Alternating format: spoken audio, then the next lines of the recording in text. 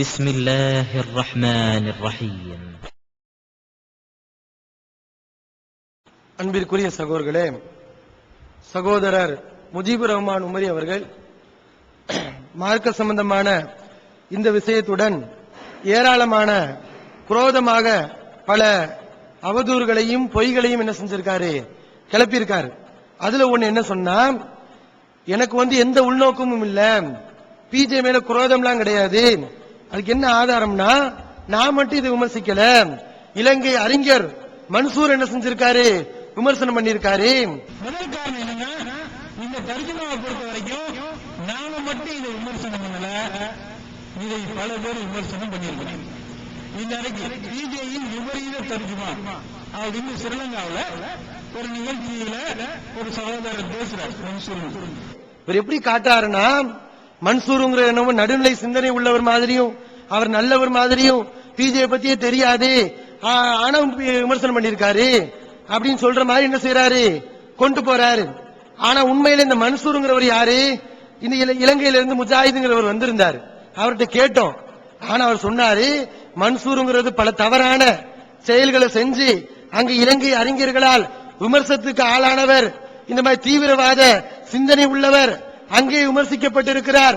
அவருடைய கொள்கைகள் எல்லாம் யார் அங்கீகரிக்க மாட்டாங்க, தர்காவுக்கு போறது, இந்த மாதிரி இஸ்லாத்துக்கு அடிப்படைக்கு எதிரான விஷயங்களில் கூட அவர் விட்டு கொடுப்பாரு, அட்ஜஸ்ட்மெண்ட் பண்ணுவாரு என்று சொன்னாங்க. அப்ப அந்த மாதிரி ஆளை எதுக்கு ஆதாரம் காட்டுறாரு, பத்தியா இவர் பிஜே என்ன செய்யறாரு, விமர்சனம் பண்ணிருக்காரு, அதனால நாம் பண்றது என்ன இல்ல, தப்பு கிடையாது. பத்தோட பையனும் அத்தோட இது ஒண்ணு, பிஜே நிறைய விமர்சனம் பண்றாங்க, அதனால நீங்க விமர்சனம் பண்ணா உங்களுக்கு எந்த உள்நோக்கம் இல்லைன்னு ஆயிருமா? அவங்க பிஜே பிடிக்காத விமர்சனம் பண்றாங்க, அது கூட நீங்களும் சேர்ந்துக்கிட்டீங்க, இதனால அவங்களுக்கு எந்த உள்நோக்கமும் இல்லையா? இது தெல்ல தெளிவாக தெரியுது. அவர் பேச்ச பார்த்தாலும் என்ன செய்யும், தெரியும். அப்ப இதுல என்ன செய்யறாரு, தன்னை என்னமோ பரிசுத்தவான் மாதிரி அவர் காட்டிக்கிறாரு. இனி அடுத்து ஒண்ணு, விவாதத்துக்கு நம்ம விவாதம் கூப்பிடுறோம். இந்த மாதிரி ஒரே சிடி ஈடின்னு போச்சுன்னு சொன்னா நம்ம ஒண்ணு சொல்லுவோம், அது என்ன செய்வார், அவர் ஈட்டடிப்பு பண்ணி எதையாவது ஒண்ணு உளர்வாரு, இப்படிதான் போயிட்டு இருக்கும். அதனால நம்ம என்ன பண்றோம்னா, முஜிபுர் ரஹ்மான் உமரி அவர்கள் விவாதம் செய்ய தயாரா அப்படி நம்ம கேட்கிறோம், விவாதத்துக்கு வரட்டும்னு கேட்கிறோம். ஆனா அது அந்த விவாதத்தை நழுவதற்காக என்ன செய்யறது, ஒரு கிரிட்டிக்கலா சிந்திக்கிறது, இதுல இருந்து தப்பிக்கணும். என்ன செய்ய, பிஜே விவாதத்துக்கு எப்படி கூப்பிடுவாரு, அவர் கூப்பிடக்கூடிய முறை என்ன குறை பண்ணிட்டா, அவர் விவாதத்தை கூப்பிட்டாரு பலன் இல்லாம போயிருமே, நம்மள யாரும் கேட்க மாட்டாங்க, என்ன பிஜே விவாதத்தை கூப்பிடுறாரு ஏன் போகல கேட்க மாட்டாங்க. அதனால பிஜே விவாதத்தை கூப்பிடக்கூடிய முறை என்ன செய்யணும், அடிக்கணும். அதுக்கு என்ன செய்யறது, ஒரு கிளிப்பை கொண்டு வராரு. பிஜே எப்படி விவாதத்தை கூப்பிடுவாரு தெரியுமா, பொதுவா விவாதத்தை கூப்பிடுறா எப்படி கூப்பிடணும், இந்த என் புத்தகம் இருக்கு, இதுல குறை இருக்கு, நான் அடுத்த ஆள் சொல்றாரு, குறை இல்லைன்னு என்ன செய்யணும், நான் சொல்லணும், அது தவறு இல்லை என்று நான் நிரூபிக்க வேண்டும். இப்படித்தான் என்ன செய்யணும், விவாதத்தை கூப்பிடணும். ஆனா பிஜே எப்படி விவாதத்தை கூப்பிடுறாரு, அந்த கலிக்காய் உள்ள விவாதத்துல அப்துல்லா ஜமாலி இடத்துல பிஜே அவர்கள் பேசுவாங்கல்ல, அந்த கலிப்பை எடுத்து போறாரு. தனித்தனியா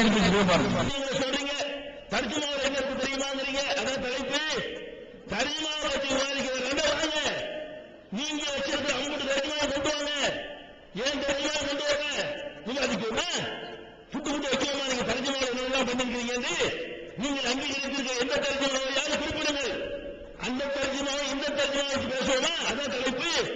எதுக்கு விவாதிக்க தயார், ஏற்றுக்கொண்ட தலைப்பை விவாதிக்கணும். இங்க என்ன தலைப்பு, தர்கா கட்டலாமா கூடாதுன்னு தலைப்பை வச்சுக்கிட்டு நீங்க தர்ஜுமாவை பார்த்தீங்களா, அதுல பிஜே அவங்க கேட்கிறாங்க, நீங்க தர்ஜுமாக்கள்ல என்னென்னலாம் பண்ணிருக்கீங்க அதை சொல்லுவோமா, ஏன் தர்ஜுமாவை நான் கொண்டு வர்றேன், நீங்கள் ஏற்றுக்கொண்ட தர்ஜுமாவை கொண்டு வாங்க, என்னென்னலாம் பண்ணிருக்கீங்கன்னு புட்டு வைப்போமா என்று பிஜே கேட்கிறாரு. இதை மேற்கோள் காட்டி பிஜே கூப்பிடக்கூடிய முறையை பாத்தீங்களா, அடுத்த ஆளுடைய தர்ஜுமா கொண்டு வர பாக்குறாரு, அதுல என்ன குறை இருக்குன்னு பேசுவோமாங்கிறாரு.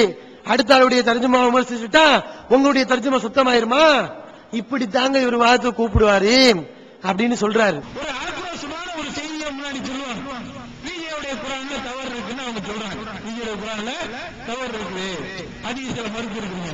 உடனே ஒரு விவாதத்துக்கு கூப்பிடுறாரு, விவாதத்துக்கு கூப்பிட்டோட மக்கள் விவாதத்துக்கு கூப்பிட்டாரு போக வேண்டியதானே, விவாதத்துக்கு கூப்பிட்டாரு போக வேண்டியதானே, மக்கள் அந்த ஆக்ரோஷமா வைக்கிறாங்க.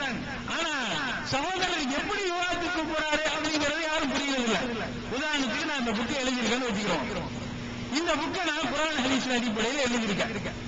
நீங்க வர்றீங்க, இது பால்குடி சம்பந்தமான ஒரு புக்கு வச்சு வேற ஏதோ தொழுகையை பத்தி வச்சுக்கிறீங்களா, தொழுகையை பத்தி ஒரு புக்கு. இந்த புக்ல நீங்க ஒரு சொல்ல இந்த புக்ல தப்பு இருக்கு, இந்த புக்ல தப்பு இருந்தா குர்ஆன் ஹதீஸ் அடிப்படையில் உள்ளவனா நான் அந்த புக்கை எழுதியிருக்கேன், இது நல்ல புக்கு தான் மக்களுக்கு அறிமுகப்படுத்தி விட்டுக்கிட்டு இருக்கேன். இதுல நினைச்சா தப்பு இருக்குன்னா என்ன செய்யணும்? அப்ப தப்பு இல்ல, தப்புன்னா நிறைவேற்றிக்காமே அப்படின்னு நீங்க சொல்லணும். நான் என்ன சொல்றேன், இது தொழிலை பத்தி புக்கு தானே, நீங்க இந்த புக்கை விமர்சிக்கிறீங்கல்ல, நீங்க தொழுகையை பத்தி நீங்க எந்த புக்கை எடுத்துக்கிட்டீங்களோ அந்த புக்கை கொண்டு வாங்க. அதே இதை வச்சு என்ன செய்வோம் பார்ப்போம். என்ன அதுல நீங்க என்ன தப்பு பண்ணிருக்கீங்க புட்டு வைப்போமா அப்படின்னு சொல்றேன். அதுல என்ன தப்பு பண்ணிருக்கீங்கிறத நீங்க புட்டு வைப்போமான்னு கேட்கிறேன். இது இந்த புக்கோடைய விமர்சனத்தை எதிர்கொள்ளும் முறையா? இது எதுக்கு? விவாதத்தை ஓடுறதுக்கு, காரணத்தை சொல்றதுக்கு. ஆனா அவரே என்ன செய்யறாரு, சாலிமுடைய செய்தியை எடுத்து போடுறாரு. நம்ம இப்படி விவாதத்துக்கு கூப்பிட்டோம், எத்தனை விவாதங்களை பண்ணணும், அந்த விவாதங்கள் எல்லாம் நம்முடைய கருத்துக்கு எதிராக செய்யப்பட்ட போது அதை நம் தப்புங்கிறார். நமக்கு எதிராக சொல்லப்பட்ட கருத்து தப்பு, நம்முடைய கருத்து சரிங்கிறது என்ன பண்ணோம், நிரூபிச்சோம். நியாயமான சிந்தனை உள்ளவங்களுக்கு, அந்த சீடியை பார்க்கக்கூடியவங்களுக்கு தெரியும். பீஜ் என்ன செய்ய மாட்டார், தமிழ்நாடு தௌஹீத் ஜமாத் அந்த மாதிரி கிறுக்குத்தனமான வாதத்துக்கு என்ன செய்ய மாட்டாங்க, கூப்பிட மாட்டாங்க. இந்த முஜீப் தான் என்ன செய்வாரு, அந்த மாதிரி வாதத்துக்கெல்லாம் கூப்பிடுவாரு. எதுக்கு அந்த இடத்துல அப்படி சொல்றாரு பீஜே, எதுக்கு அப்படி சொல்றாரு? உங்ககிட்ட கூப்பிட்டாரா, உங்களுடைய தர்ஜுமாவை கொண்டு வாங்கன்னு முஜிபுர் ரஹ்மான கேட்டாரா? முஜிபுர் ரஹ்மான் தர்ஜுமாவை மொழிபெயர்க்கலையே, அவர் எப்படி கூப்பிடுவாரு? அவர் ஒரு தர்ஜுமாவை ஏற்று இருக்கிறார், சரி காணுகிறார். பீஜே மொழிபெயர்த்த தர்ஜுமாவை குறை காணுகிறார். விவாதம் என்பது ரெண்டு பேருக்கும் பொதுவானதா இருக்கும். பீஜே உடைய தர்ஜுமாவை மட்டும் அவங்க விவாதம் செய்வாங்க, விமர்சிப்பாங்க, நாலு கேள்வி கேட்பாங்க. நாங்க வாய மூடிட்டு சும்மா இருக்கணும் இல்லையா? நாங்க அவங்க ஏற்றுக்கொண்டிருக்கக்கூடிய தர்ஜுமா விமர்சிக்க கூடாது இல்லையா? இப்படி யாராவது விவாதம் செய்வாங்களா? முஜீப் இதுக்கு ஒத்துக்குவாரா? முஜீப்பை பத்தி நான் விமர்சனம் செய்வேன், ஆனா என்ன செய்யக்கூடாது, அவரு என்ன பத்தி விமர்சிக்க கூடாது, ஏன்ட்ட கேள்வி கூடாது, நான் தான் கேள்வி கேட்பேன் என்று நான் கூப்பிடுறேன். முஜீப் வர தயாரா? எப்படி சொல்வாரு? அது எப்படி? நான் 4 கேள்வி கேட்டா நீங்க 4 கேள்வி கேட்பீங்க, நீங்க 4 கேள்வி கேட்டா நான் 4 கேள்வி கேட்பேன், இப்படிதான் சொல்லுவோம். அப்ப விவாதம்ங்கிறது ரெண்டு தரப்புக்கும் சமமாக இருக்க வேண்டும் என்பதற்காக அங்க பீஜே கேட்கிறாரு. அது என்னமோ பெரிய கிரிட்டிக்கலா அவர் சிந்திச்சுட்டாங்களா, அவங்களுக்கு அறிவுல பற்றுச்சான். விவாதத்தை விட்டு தப்பிக்கிறதுக்காக வேண்டி அந்த கிளிப்பை எடுத்து போட்டு பீஜே இப்படிதான் கேட்பாரு. அந்த சீரில ஆதாரம் இருக்குங்க. முஜிபுர் ரஹ்மான் விவாதத்தில் தப்பிக்க ஓடுவதற்காகத்தான் இதை எடுக்கிறாரு அப்படிங்கிறதுக்கு அதுலயே ஆதாரம் இருக்கு. நம்முடைய குறைய நம்மிடத்துல அவங்க எதை குறையா வைக்கிறாங்களோ அதுக்கு நம்ம பதில் சொல்லலையா? அதை எடுத்து போற சாலிமுடைய செய்திய பீஜே விளக்கம் கொடுக்கிறாங்க. நம்மிடத்தில் எது குறையாக வைக்கப்படுகிறதோ அதை பத்தி பேசக்கூடாது என்ற கருத்தில் அந்த வாசகத்தை சொல்லி இருந்தால் சாலிமுடைய செய்திக்கு பீஜே விளக்கம் தருவாரா? அதை முஜிபுர் ரஹ்மானால் கிளிப் எடுத்து போட்டு காட்ட முடியுமா? அப்ப குறை என்று சொல்லப்படுது, அதுக்கு விளக்கமும் தர்றோம். அப்ப எங்க குறைகளை பத்தி பேசாத நாங்க சொல்லுவோமா? பீஜே சொன்னீங்க தானே எடுத்து போடுறீங்க, குறையா வைக்கிறதுக்கு விளக்கமும் தர்றோம்ல. அப்ப எவ்வளவு பெரிய விசக்கண்ணோட பாக்குறாரு பாருங்க. அந்த குரோத பார்வையோட எப்படியெல்லாம் பீஜேவை நம்ம தரம் குறைக்கலாம், அவர் எப்படியெல்லாம் அவதூறு சொல்லலாம், அவரை பத்தி மக்களிடத்துல தப்பு தப்பா விமர்சிக்கலாம், அதுக்குத்தான் இத்தனை வேலையும். பேசுங்க, நல்லா பேசுங்க. இதெல்லாம் என்ன செய்யும், அல்லாஹ் அந்தஸ்தை கூட்டுவானே தவிர ஒருபோதும் என்ன செய்ய மாட்டான், தரம் குறைக்க மாட்டான். அவருடைய விமர்சனம் இப்படி இருக்கு. மதுரையில நடந்துச்சு. யாரோட? முஜிபுர் ரஹ்மான் உமரியுடைய கூட்டாளி யாரு? நூர் முகமது பாக்கவி. அவருடைய விவாத ஒப்பந்தம். இவர் ஊர்ல தான் இருக்காரு. இவர் சத்தியத்துக்காக வேண்டி போராடக்கூடிய ஆளு. என்ன செய்ய வேண்டியதானே, போக வேண்டியதானே, மதுரையில உட்கார வேண்டியதானே. நான் வாதம் பண்றேன், பிஜேவுடைய கருத்து என்ன செய்யறேன்னா தரமட்டமாக்குறேன், நிக்க வேண்டியதானே. ஊர்ல இருந்துகிட்டு வரல. பாவம் அந்த கூட்டாளி அப்பாவி என்ன செஞ்சுட்டாச்சு, இறக்கி விட்டாச்சு. அவர் பேபேன்னு என்ன செய்யறாரு, உளர்றாரு. அப்ப தப்பிக்க பாக்குறாரு. தப்பிக்கிறதுக்காக வேண்டி இப்படிப்பட்ட ஒரு கிளிப்பையும் என்ன செய்யறாரு, எடுத்து வைக்க. இதை நீங்க விளங்கிக்கணும். பீஜே நபியை பத்தி சொல்லும் போது மூக்கை நுழைக்க மாட்டார்கள். பாருங்க, ஒண்ணுமில்லாத வார்த்தை எல்லாம் விகாரப்படுத்தி இருக்கிறது. மூக்கை நுழைக்க மாட்டார்கள். பாருங்க, நபியை பத்தி பேசும்போது மூக்கை நுழைக்க மாட்டார்கள் அப்படின்னு சொல்றாரு. நபியுடைய அந்தஸ்தை குறைச்சிருச்சுங்கிறாரு. தனது 3 மனைவிகளும் கருவுறுவார்கள் என்று சுலைமான் நபி நிச்சயம் கூறியிருக்க முடியாது. அல்லாஹ்வுக்கு மட்டுமே தெரிந்த ஒரு விஷயத்தில் எந்த இறை தூதரும் மூக்கை நுழைக்க மாட்டார்கள். யாருக்கு எழுதுற வாசமா? சுலைமான் நபி மூக்கை நுழைக்க மாட்டாங்க. அவங்களுடைய அந்தஸ்தை என்ன செய்யறாரு? அப்படியே மட்டம் கட்டிட்டு போயிட்டு இருக்காரு. மூக்கை நுழைக்க மாட்டாங்கிறது எப்படி அந்தஸ்தை குறைக்கும்? அந்தஸ்தை கூட்டும். நபி விபச்சாரம் செய்ய மாட்டாங்கிறோம். விபச்சாரங்கிற வார்த்தை வந்துட்டனால நபியை குறைச்சிட்டோம்னு அர்த்தமா? நபி தப்பு பண்ண மாட்டாங்கிறோம். தப்புங்கிற வார்த்தை வந்துட்டனால நபியை உங்க குறைச்சிட்டாங்கன்னு அர்த்தமா? மூக்கை நுழைப்பார்கள் சொன்னாங்க, நபிய அந்தஸ்து குறைச்ச மாதிரி ஆயிரும். மூக்கை நுழைக்க மாட்டாங்கன்னு சொல்றது அந்தஸ்து குறைச்சதாக ஆகாது. அதையும் விகாரப்படுத்தி என்னமோ பெரிய தப்பு பண்ணிட்ட மாதிரி, நபி மேல அவதூறு பண்ண மாதிரி எடுத்து சொல்றாரு. நீ அடுத்து ஒரு செய்தி, பிஜேவுடைய காயிதா என்ன? ஆளை விமர்சிச்சு அவருடைய கருத்தை ஏத்துக்கிறாம ஆக்குறது. இது பிஜேவுடைய காயிதான்னு சொல்றாரு. உங்களுக்கு நல்ல தெரியும் எத்தனை விமர்சனங்கள் வந்துச்சு. இந்த 20 வருஷங்களாக எவ்வளவு விமர்சனங்கள். குராபி விமர்சனம் பண்ணாங்க, மதுபாதி விமர்சனம் பண்ணாங்க, பிஜே உடைய மேடையில ஏறி என்ன பண்ணாங்க? விமர்சனம் பண்ணாங்க. ஒருபோது அவங்களுடைய தரம் குறைச்சு என்ன செஞ்சிருக்க மாட்டாரு, பிஜே பேசி இருக்க மாட்டாரு. அந்த இடத்துல முஜாஹித் இப்ப கூட வந்திருந்தார், இலங்கை அறிஞர். பிஜே பல கேள்வி கேட்டாரு, அவரு விமர்சனம் பண்ணாரு. அவருடைய மூக்குடைகிற மாதிரி, அவருடைய அந்தஸ்து போற மாதிரி என்ன செய்யல, அவரு அந்த இடத்துல கூட பேசல. அது அவருடைய வழிமுறை கிடையாது. நல்ல சீடியை பார்த்தீங்கன்னா உங்களுக்கு தெரியும். ஆனா என்ன இவர் குரோதமா பேசுறாரு, அதுக்காக வேண்டி இவர் பிஜே வந்து விமர்சிக்கிறாருங்க. அதுக்கு வேண்டி பிஜே உடைய காய்தான என்ன சொன்னா, பிஜே பத்தி ஒரு ஆள் விமர்சனம் பண்ணா அவரை பத்தி என்ன செய்யறது, தப்பா பேசுறது, அவர் கொள்கைக்கு மாற்றமான ஆளு என்று சொல்லிடுறது. இதுல என்ன தப்பு? உண்மையில முஜிபுர் கொள்கைக்கு மாற்றமான ஆளு தான், அவர் தப்பா தான். பிஜே மட்டும் சொல்ல, நானும் சொல்லுவேன், இங்க உள்ள அறிஞர்களும் சொல்லுவாங்க. அதுல பிஜே மட்டும் பிஜே உடைய காய்தா நல்ல தெரியுது தப்பானவர்னு இது சொல்றதுனால உடனே என்ன செய்யறது, பிஜே உடைய காய்தா, அவங்களுடைய காய்தா, என்ன காய்தாவோ நீங்க சொல்லிட்டு போங்க, தப்புனா தப்புன்னு தான் சொல்லுவோம். அடுத்து என்னது, திருமிதி என்ன செய்யற காட்டுறது பெரிய, அது என்னமோ ஆதாரம் இருக்கிற மாதிரி திருமிதியில பிஜே மொழிபெயர்த்து இருக்கிறார். அவருடைய முன்னிலையில் என்ன செஞ்சிருக்காரு, எழுதியிருக்காரு. எப்படி எழுதியிருக்காரு, குரானை மறுக்கக்கூடியவங்க கூறக்கூடிய காரணங்கள் சொல்றாரு. குரானுக்கு முரண்படுது ஹதீஸ்கள் அப்படின்னு ஒரு காரணம் சொல்றாங்க. ஹதீஸ்களை மறுக்கக்கூடியவங்க, ஹதீஸ்கள் குரானுக்கு முரண்படுகிறது, ஹதீஸ்களை பின்பற்றுபவர்கள் பல கூட்டங்களாக பிரிந்து விட்டார்கள் அப்படின்னு பல காரணங்களை சொல்வதாக பிஜேவங்க எழுதுறாங்க. எழுதிட்டு இந்த காரணத்தை குரான் விஷயத்திலும் சொல்ல முடியும். அதனால அகல குரான் மட்டும் போதும் சொல்றாங்களே, அவங்க சொல்லக்கூடியது தப்பு என்பது பிஜே உணர்த்துறாரு. இது என்ன செய்யறா முஜிபுர் அவங்க எடுத்து சொல்றாரு. பிஜே பத்தீங்களா, ஹதீஸ்கள் குரானுக்கு முரண்படுகிறது என்பதை யார் சொல்லக்கூடிய காரணமாக்கி இருக்காங்க, அகல குரான் மட்டும் போதும் சொல்லக்கூடியவங்க சொல்லக்கூடிய காரணம். அப்ப இந்த லிஸ்ட்ல யாரு இருக்கிறாரு, பிஜே வந்துட்டாரு. எப்படி பாருங்க, அவரே எழுதுறாரு, ஹதீஸ்களின் முரண்பாடுகள் உள்ளன, குரானுடன் ஹதீஸ்கள் முரண்படுகின்றன, ஹதீஸ்களை பின்பற்ற வேண்டும் என்று கூறுவோர் பல கூறுகளாக பிரிந்துவிட்டனர், குரானை போல் ஹதீஸ்கள் பாதுகாக்கப்படவில்லை என்றெல்லாம் காரணங்கள் கூறி ஹதீஸ்களை நிராகரித்து செல்கின்றனர். இதுதான் யாரு ஹதீஸை நிராகரிக்கிறது சொல்லக்கூடிய காரணம். அதுல ஒரு காரணம் என்ன, ஹதீஸ்கள முரண்பாடு இருக்கு, ஹதீஸ்கள் குரானோட போது ஹதீஸ்களை பின்பற்றவங்க கருத்து வேறுபாடு சொல்றாங்க, ஹதீஸ்கள் குரானை கொண்டு பாதுகாக்கப்படல என்ற காரணங்கள்லாம் சொல்லி 4 காரணம் சொல்றாங்க, சொல்லி மறுக்கிறாங்க. அதுக்கு சொல்றாரு, ஹதீஸ்களை புறக்கணிக்க வேண்டும் என்பதற்கு இவர்கள் கூறும் இந்த காரணங்களை குரான் விஷயத்திலும் கூற இயலும். குரான் விஷயத்திலும் ஹதீஸை எந்த அடிப்படையில் நிராகரிக்கணும்னு சொல்றாங்களோ அதே அடிப்படையை வந்து எதை நிராகரிச்சுக்கலாம், குரானையும் நிராகரிச்சிடலாம்.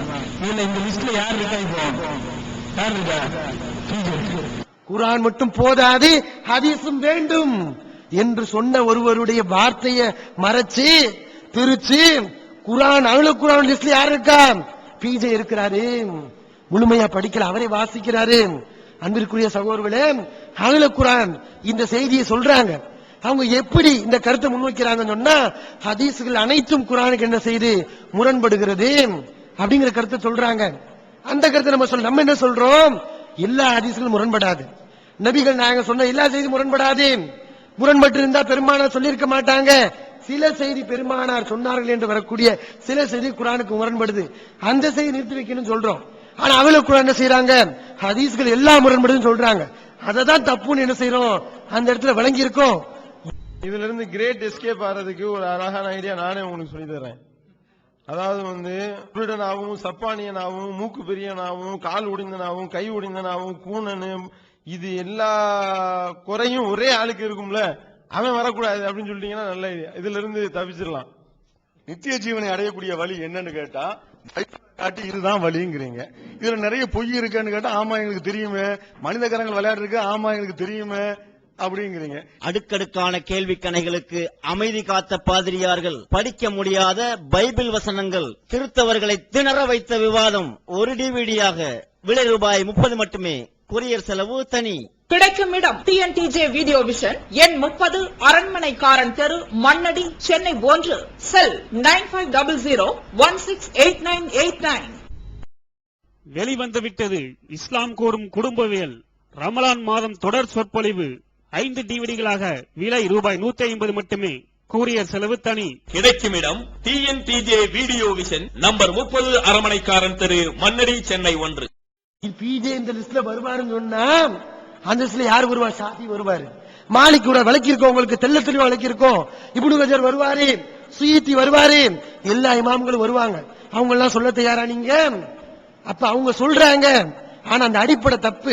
எல்லா ஹதீஸ்களும் முரண்படல, சில ஹதீஸ் முரண்படுது. என் வார்த்தையில முரண்பாடு வரும், எல்லா பேருடைய வார்த்தையில முரண்பாடு வரும். அவங்கள குரான் மட்டும் போதும் சொல்றாங்களே, அவங்களுடைய வார்த்தையில் முரண்பாடு வரும். முரண்பாடு வரனால அவன் பயானை ஏத்துக்க கூடாதுன்னு அர்த்தமா? முரண்பாடு வரக்கூடிய செய்தி என்ன செய்யணும்? ஒதுக்கி வைக்கணும்னு அர்த்தம். அது மாதிரி ஹதீஸ்கள் வருதுன்னு சொன்னா நபி சொல்லி இருக்க மாட்டாங்க, தப்பா வந்திருக்கும் அப்படின்னு சொல்லி செய்தியை மறுக்கிறோம். சரி, 2வது காரணம் இருக்கு.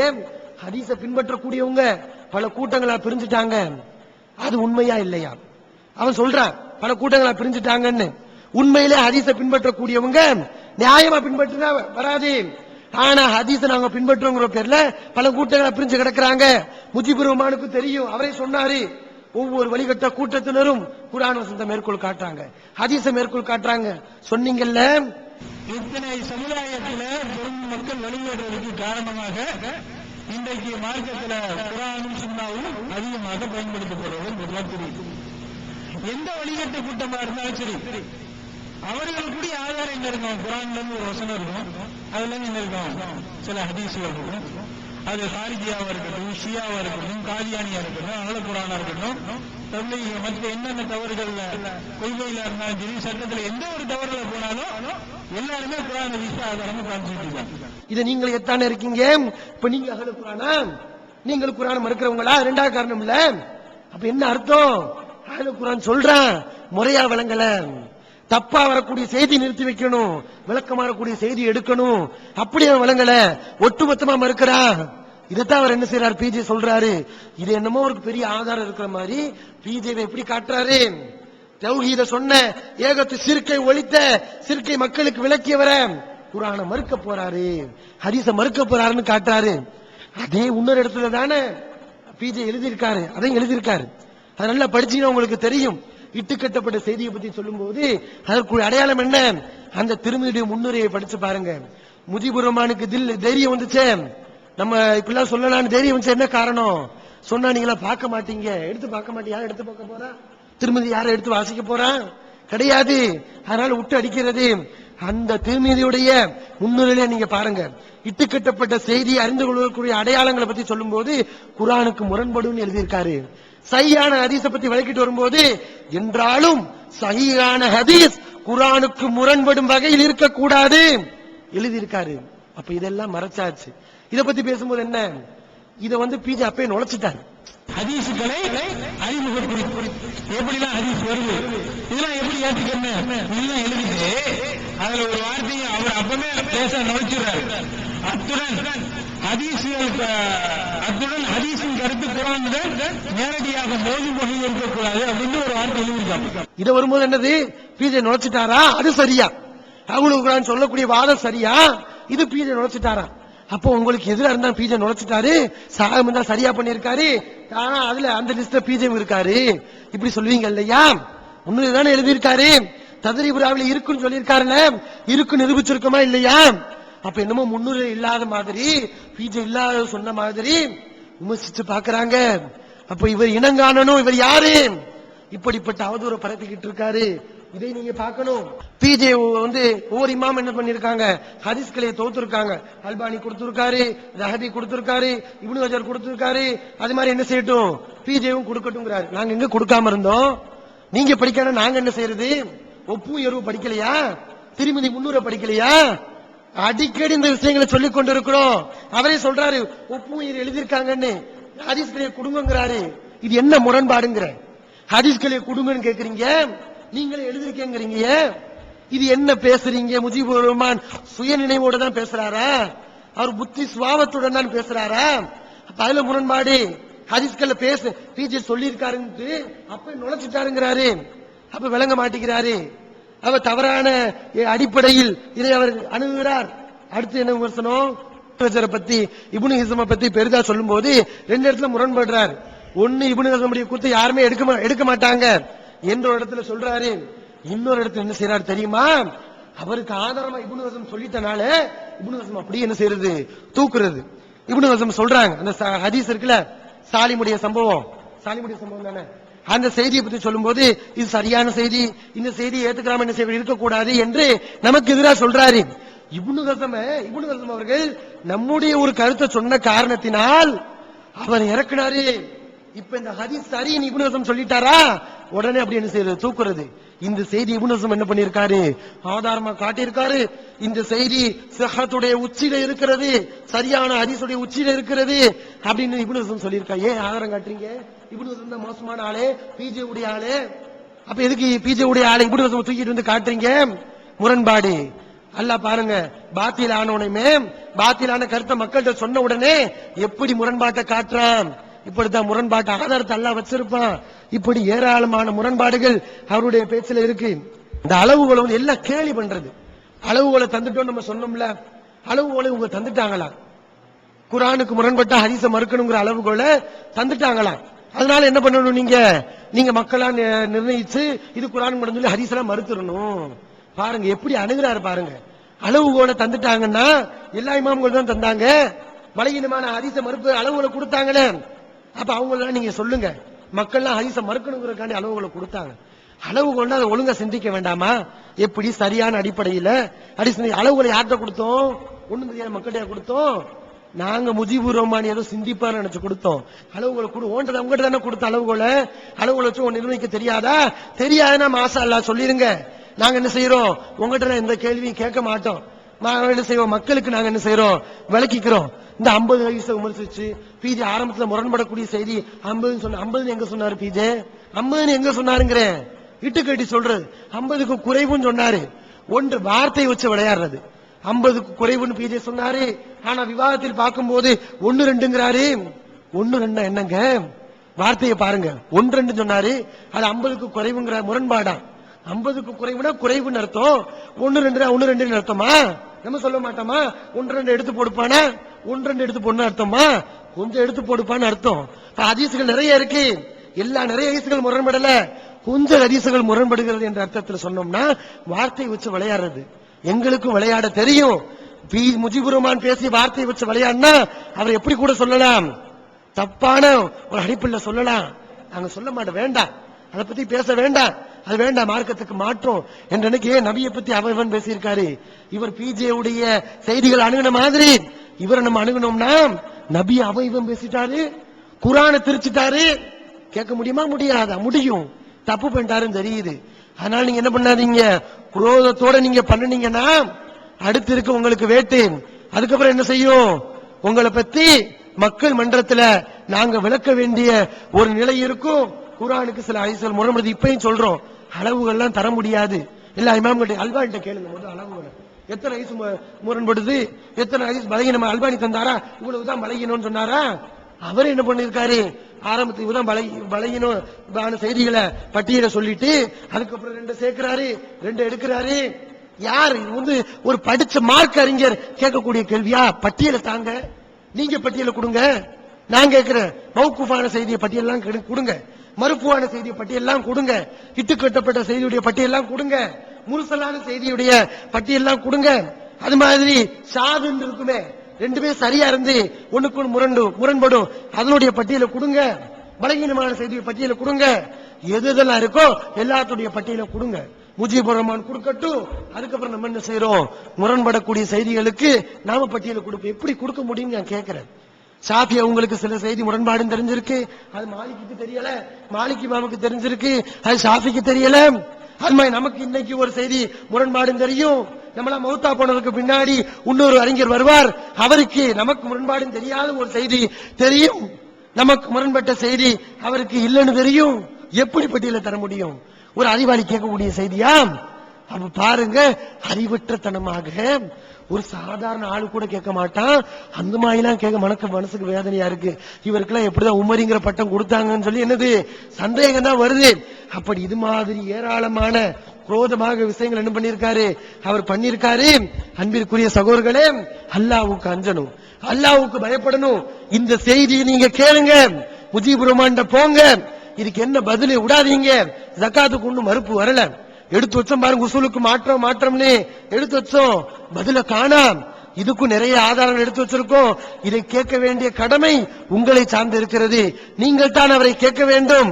அப்போதான் என்ன செய்வாரு, கொஞ்சம் பயப்படுவார். சத்தியத்தை சொல்றா ஒழுங்கா சொல்லுவாரு, ஆய்வு செஞ்சு சொல்லுவாரு, முறையான அடிப்படையில் அணுகுவாரு. அதனால நீங்கள் அவரை நிர்பந்தப்படுத்தி இதற்கு சரியான விளக்கத்தை தர வேண்டும் என்று கேட்க வேண்டும். எல்லாம் வல்ல அல்லாஹ் நமக்கு நேரான வழியை கொடுத்து குர்ஆன் ஹதீஸை மட்டும் கடைபிடித்து சத்தியத்துக்காக வேண்டி பாடுபடக்கூடிய மக்களாக அல்லாஹ் நம் அனைவரையும் ஆக்கி அருள்வானாக. அஸ்ஸலாமு அலைக்கும் வரஹ்மத்துல்லாஹி வபரகாத்துஹு.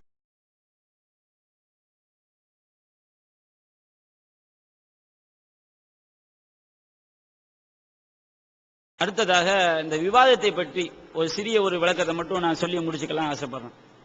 முஜீபுர் ரஹ்மான் உமரி அவர்கள் ஜக்காத் தொடர்பாக நம்முடைய தௌஹீத் ஜமாத் எடுத்து வைக்கக்கூடிய கருத்துக்களுக்கு மாற்றமா பேசி வந்தார்.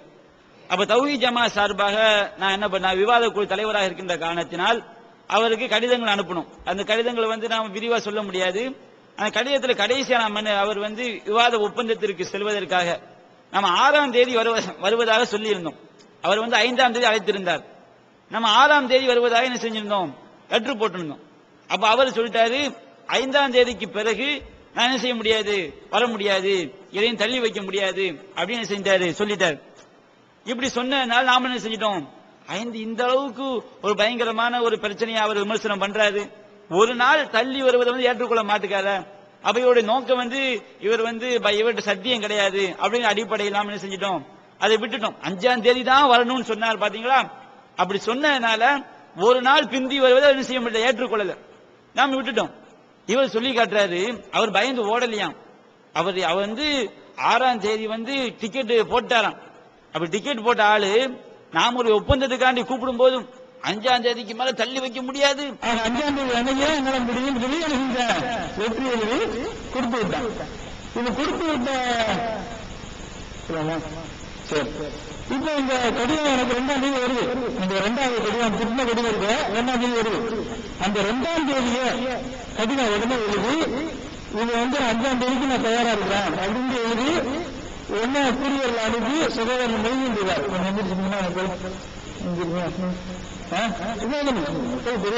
இவரெல்லாம் அந்த கடிதத்தை கொண்டு கொடுத்து இவரெல்லாம் அந்த கடிதத்தை கொண்டு ஆட்டிக்கிறாரு. செய்குலா ராஜாத்தை கொண்டு கொடுத்து செய்குலா ராஜா அந்த கடிதம் புது என்ன செய்யறாரு, கையெழுத்து போட்டு வாங்கிருக்காரு. அந்த கடிதத்துக்கு எடுத்து பாத்தீங்களா, அந்த கடிதத்தில் விவாதத்துக்கு வர்றாங்கிற இருந்துச்சான அவருக்கு தயாருங்கிற இருந்ததா, இருந்து விவாதத்துக்கு தயாருங்கிறது இருந்தது. அந்த கடிதத்தை அவர் தான் முன்பு கொடுக்குறாரு, சைன் பண்ணி வாங்கிட்டு அவர் எனக்கு புரிய அனுப்பி வச்சுறாரு. 5ஆம் தேதி நம்ம தயாரா இருக்கிறோம், நீங்க வர்றாருன்னா ஓகேன்னு சொல்லுங்கன்னு சொல்லியாச்சு. கடைசியில் அவங்க வரல, அந்த கடிதத்திலே அதுக்கு பிறகு வரல. இது வராம அவங்க போயிட்டு உலகம் முழுக்க என்ன செஞ்சாங்க, ஓடித்தான் பரப்பு இருக்காங்க. பரப்பு இருக்கிறாங்க இல்ல, உலகம் முழுக்க டான் டிவில போட்டு இப்படி சீடி போட்டு ரொம்ப கீழ்த்தரமா என்ன செஞ்சாங்க, கேவலமாக பரப்பு விட்டு இருக்கிறாங்க. ஓண்டல் யார் அப்படின்னு ஊர்ல நடந்த திமுகவுடைய சார்பாக இருக்கக்கூடிய ஐடிபிங்கிற பிரச்சார குழுல நான் அந்த செய்தியை சொல்லி இருக்கிறேன். யாரு ஓடா இதை காமிச்சு யாரும் ஓடல, யாரும் அவங்கதான் ஓடினாங்க, சிவகுலாஜ துணைத்தலைவர் கைது வாங்கியிருக்கிறாங்க. தகவலை எல்லாம் சொன்னதுக்கு பிறகு பொய்யான தகவல்களை உலகம் முழுக்க பரப்பிருக்கிறாங்க. இந்திய செய்தியில பரப்பப்பட்டிருக்கு. 6ஆம் தேதி ஏன் நம்ம சில பேர் கேட்கிறாங்க, ஏன் 6ஆம் தேதி ஒரு நாள் தானே இருந்து 5 எனக்கு நான் 7ஆம் தேதி டிக்கெட் போட்டிருந்தேன். அது தனித்தலை ஏன் பெரிய விஷயம்.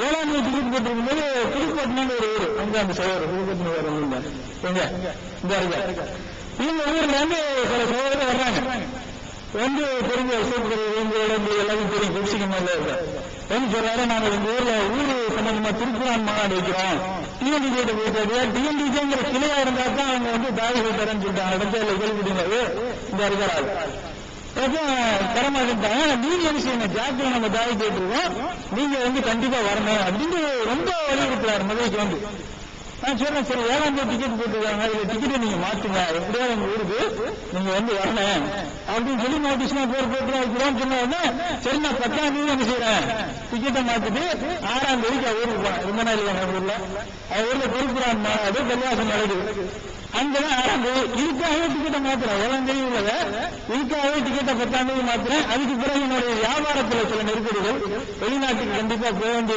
ஆகணுங்கிற ஒரு சூழல் வந்ததுனால வியாபார விஷயமா என்ன செஞ்ச வெளிநாட்டுக்கு 2.5 மாசத்துக்கிட்ட வெளிநாடுகளை நாடுகளை சுத்திக்கிட்டுங்க அதுக்கு பிறகு ஊருக்கு போட்டு திரும்ப வந்துருக்கேன் ஏன்னா இதுவரைக்கும் ஊர்ல இருக்கிறான்னு நினைச்சுறாங்க சேர்த்து திறப்பு விட்டுட்டு இருக்காங்க ஆக்சுவலா நான் அதுக்கு பிறகு ஊர்ல 1 மாசம் இருந்தேன் ஆக்சுவலா நான் அதுக்கு பிறகு ஊர்ல 1 மாசம் இருந்தேன் ஆக்சுவலா நான் அதுக்கு பிறகு ஊர்ல 1 மாசம் இருந்தேன் ஆக்சுவலா நான் அதுக்கு பிறகு ஊர்ல 1 மாசம் இருந்தேன் ஆக்சுவலா நான் அதுக்கு பிறகு ஊர்ல 1 மாசம் இருந்தேன் அந்த வியாபார விஷயமா இருந்துச்சு தெளிவு விஷயமா இருந்துட்டு அப்புறம் 2 மாசம் 2.5 மாசத்துக்கு வெளிநாடு வச்சுட்டு அப்புறம் திரும்ப ஊருக்கு போட்டு வந்துருக்கேன் அவர் 6ஆம் தேதி வெளிநாட்டுக்கு போகல.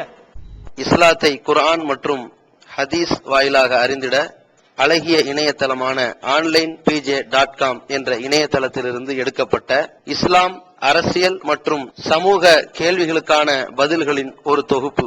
கொள்கை விளக்கம், தொழுகை, நோன்பு, ஜக்காத், ஹஜ், அரசியல் மற்றும் பொதுவான பதில்கள் உள்ளிட்ட சுமார் 300 கேள்விகளுக்கான பதில்கள் அடங்கிய இந்த புத்தகத்தின் விலை ரூபாய் 150 மட்டுமே. தமிழ்நாடு தௌஹீத் ஜமாத்தின் புதிய வெளியீடு மாதம் ஒரு பிரசுரம், கட்டுரைகளின் தொகுப்பு, விலை ரூபாய் 120 மட்டும். கிடைக்கும் இடம் டிஎன்டிஜே வீடியோ விஷன், எண் 30, அரண்மனைக்காரன் தெரு, மண்ணடி, சென்னை 1.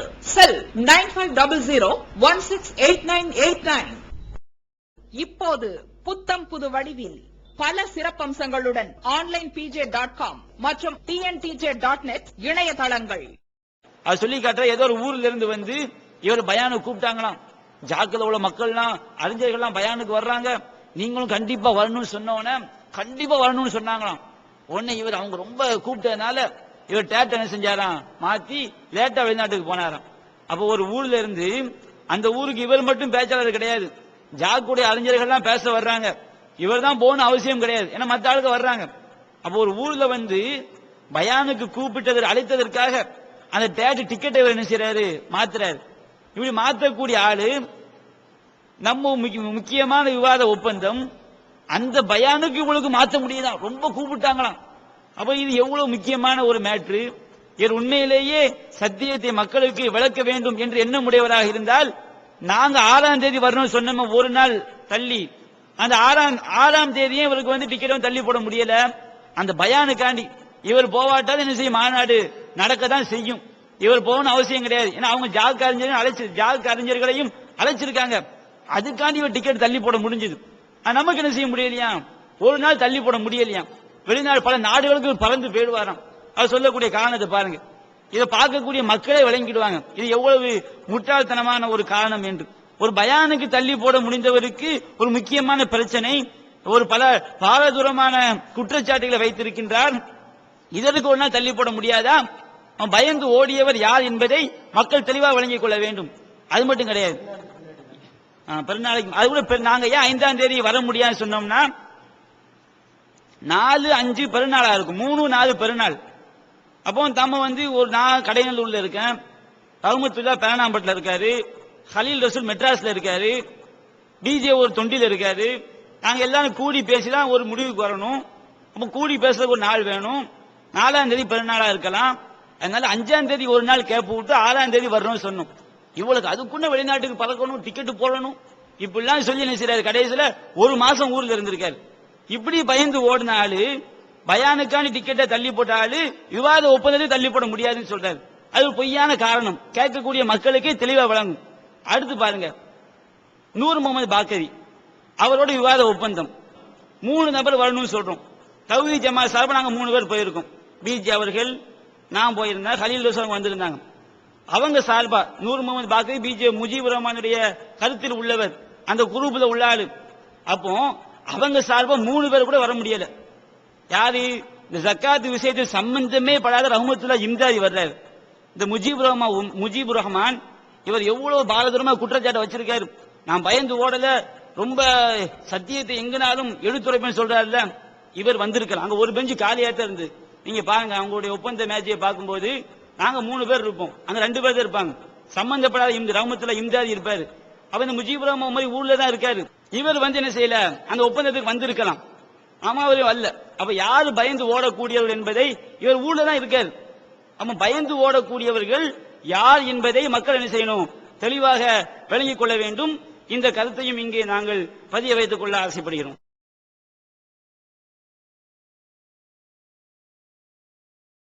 அன்பிற்குரிய சகோதர சகோதரிகளே, முஜீபுர் ரஹ்மான் அவர்கள் ஜித்தாவிலே தௌஹீத் ஜமாத் அறிஞர்கள் சொல்லக்கூடிய கருத்துக்களுக்கு மாற்றமாக பல்வேறு விஷயங்களை கடுமையான விமர்சனங்களோடு மக்களுக்கு மத்தியிலே எடுத்து வைத்தார்கள். அவர் பேசிய சீடிக்கள் தௌஹீத் ஜமாத் தலைமை மூலமாக எங்களுக்கு ஆய்வுக்காக அனுப்பி வைக்கப்பட்டது. எனவே அவருக்கு பதில் கொடுக்கக்கூடிய அவருடைய ஆய்வை, அவர் செய்திருக்கக்கூடிய ஆய்வு சரியானதானா, அதில் தவறுகள் உள்ளதா, அவர் எடுத்து வைத்த தவறான வாதங்களுக்கு பதில் கொடுக்கக்கூடிய அந்த வேளையிலே நானும் சகோதரர் அப்பாஸ், மௌலவி அப்பாஸ் அலி அவர்களும் நாங்கள் அவருக்கு மறுப்பு கொடுப்பதற்கு தயாரானோம். அது பற்றிய மறுப்புகளை நீங்கள் பார்த்திருப்பீர்கள். அவர் பேசிய அந்த சீடிகளிலே சில கருத்துக்களை எடுத்து வைக்கிறார். என்ன எடுத்து வைக்கிறான்னு சொன்னா, ஹாமித் பக்ரி அவருடைய அந்த கிளிப்பை பத்தி எடுத்து போறார். ஹாமித் பக்ரி அவருடைய பேச்சை முஜீபுர் ரஹ்மான் எடுத்து காட்டுறாரு. பிஜேக்கு எதிராக பேசிய பேச்சு அல்ல, ஒரு கருத்து. ஹாமித் பக்ரி என்ன சொல்றான்னு சொன்னா, அந்த பிஜேவுடைய தர்ஜமா இருக்கு பாருங்க, அந்த தர்ஜமாவை அந்த மொழிபெயர்ப்பை சரிபார்க்கக்கூடிய குழுவில் ஹாமித் பக்ரி அவர்கள் இருந்ததாகவும், அந்த தாவூத் நபியுடைய சம்பவத்தை அவர் அடிச்சு கொடுத்ததாகவும், அவர் அடித்து கொடுத்ததாகவும், இன்னும் பல்வேறு இடங்களில் ஹாமித் பக்ரி அவர்கள் பல இடங்களில் தவறுகளை அடித்து கொடுத்ததாகவும், அவர் அடித்து கொடுத்த பிறகும் பிஜேல இடம்பெற செய்ததாகவும் அவர் ஹாமித் பக்ரி பேசி இருக்கின்றார். இதை முஜீபுர் ரஹ்மான் உமரி அவங்க என்ன செய்றாங்க, அந்த கிளிப்பை எடுத்து போடுறாங்க. அடுத்து இன்னொரு விஷயம் என்னன்னு சொன்னா, ஹாமித் பக்ரி அவங்க இந்த திருக்குரான் மொழிபெயர்ப்பு இருக்கு பாருங்க, அதுல தன்னுடைய பெயரை போடக்கூடாது என்று பிஜேக்கு கடிதம் எழுதியதாகவும், அப்படி கடிதம் எழுதியும் முதல் பிரதியில் ஹாமித் பக்ரியுடைய பெயர் இருப்பதாகவும் அவர் பேசி இருக்கின்றார். முஜீபுர் ரஹ்மான் தன்னுடைய சீடியிலே அவர் பேசியதை எடுத்து போடுகின்றார். நான் இப்போது அல்லாஹ்வின் சாட்சியாக சொல்கிறேன், பல இடங்களில் அவர் தவறாக எழுதியிருந்ததை, ஆதாரமற்று எழுதியிருந்ததை, யூகமாக எழுதியிருந்த பல இடங்களை நான் அடித்துக் கொடுத்தேன். அல்லாஹ் சாட்சியாக சொல்றேன். இந்த தாவூத் நபி மேட்டரா இருக்கா இல்லையா, இதை நான் அடித்துக் கொடுத்தேன். கடைசியாக நான் சொன்ன வாசகம் என்னது, என் பெயரை இதில் நீங்கள் போடக்கூடாது. நான் சொன்ன வாசகம். ஆனா என்ன சொன்னீங்க, என் பெயரை நீங்க போட்டீங்க. ஆனா இந்த நூல், இந்த தர்ஜமா வெளிவருகிறது, எப்போது வெளிவருகிறது, நான் ஜெயிலுக்குள் இருக்கும்போது. நான் நடப்பு, நான் ஜெயிலில் இருக்கும்போது வெளியில வருது, நான் வெளியில இருக்கும்போது வரல. இதெல்லாம் உங்களுக்கு தெரியும், இப்படிப்பட்ட ஒரு நிகழ்வு. அதனாலதான் சகோதரர் பிஜே அவர்களுக்கு நான் கடந்த இந்த மாசம் ஜனவரி 2ஆம் தேதி ஒரு கடிதம் அனுப்பினேன். அன்புள்ள சகோதரர் ஜெயினுலாபிதீன் அவர்களுக்கு, சகோதரன் ஹாமித் பக்ரி, அஸ்ஸலாமு அலைக்கும் வரஹ்மத்துல்லாஹி வபரகாத்துஹு. தாங்கள் மொழிபெயர்த்த திருக்குரான் தர்ஜமாவிலே குர்ஆன் சுன்னாவிற்கு மாற்றமான பல தவறான கருத்துக்களும் விளக்கங்களும் கற்பனைகளும் இலக்கண பிழைகளும் நிறைந்திருக்கின்றன. உதாரணமாக நபி தாவூத் அலைஹிஸ்ஸலாம் அவர்கள் அடுத்தவர்களின் நிலத்தை அபகரித்து இருக்கலாம் என்று எந்த ஆதாரமும் இல்லாமல் தன் இஷ்டத்திற்கு விளக்கம் எழுதி கண்ணியத்திற்குரிய தாவூத் நபியை இழிவுபடுத்தியிருக்கிறீர்கள். 4வது பதிப்பு பக்கம் 1279 முதல் குறிப்பே இருக்கு. இதுபோன்று பல சம்பவங்களில் தன் இஷ்டத்திற்கு வார்த்தைகளை வளைத்து விளையாடியிருக்கிறீர்கள் என்பதை சில வருடங்களுக்கு முன்பே நான் தங்களிடம் சுட்டிக்காட்டினேன். எந்த அபிப்பிராயத்தையும் கேட்காமல் உங்கள் சொந்த கருத்தை மட்டுமே எழுதியிருந்தீர்கள்.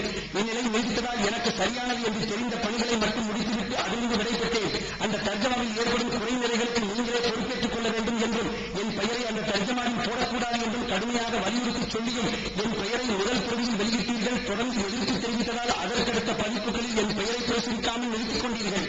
இனி வெளிவரும் பதிப்புகளில் குர்ஆன் சுன்னாவிற்கு மாற்றமான கருத்துக்களை நீக்கிவிட்டு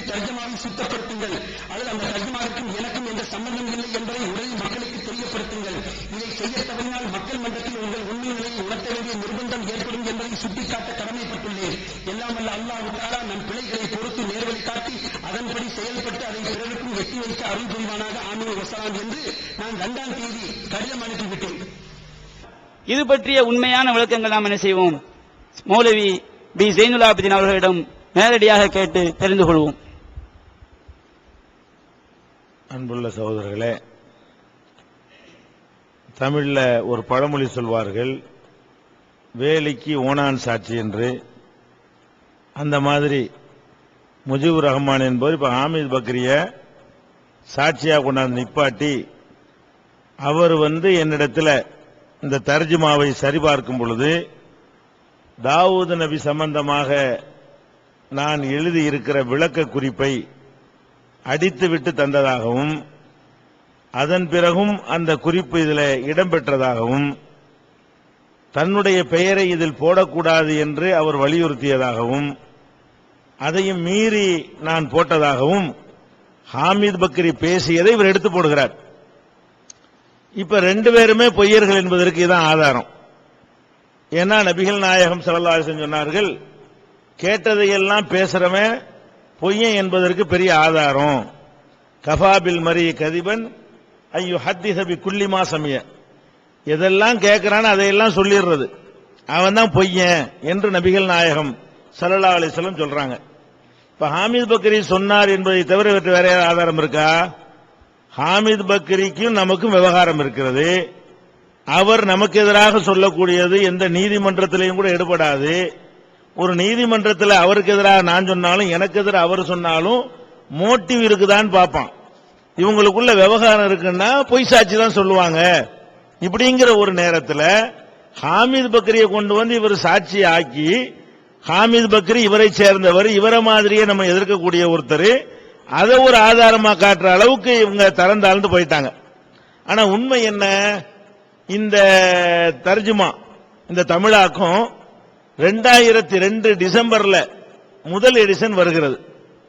அப்ப 2002 டிசம்பர் மாசத்துல அதுல நம்ம முதல் பக்கத்துல போட்டும் இருக்கிறோம். இந்த தர்ஜுமாவுடைய first edition, second edition, third edition சொல்லி ஃபோர்த் எடிஷன் எல்லாத்துக்குமே டேட் போட்டிருக்குது.